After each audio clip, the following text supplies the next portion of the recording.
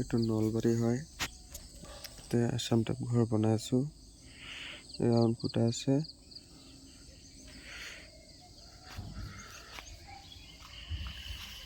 এইফালে ডবল খুঁটা ৰাউণ্ডে হয়। সেইটো হ'ল মেইন খুঁটা। এইটো বাৰান্দাখন আৰু ডিজাইনৰ এনেকৈ চলিং পাৰি ল'ব লাগে। ইয়াতো ডবল হ'ব, 3টা খুঁটা হ'ব ইয়াত।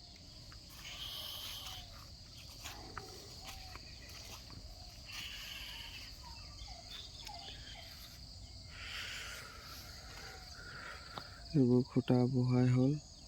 মাজৰ 6টা আছে, এতিয়া 4টা বহাবৰ কাৰণে চবফালে হৈ গ'ল।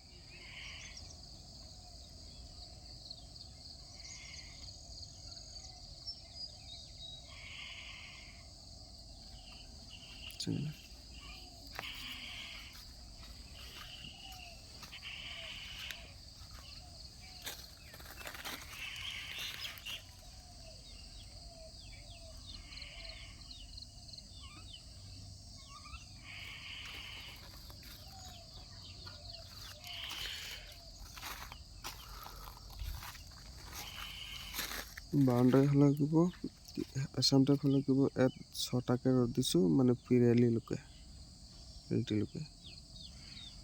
6টাকৈ, চব 12 mm।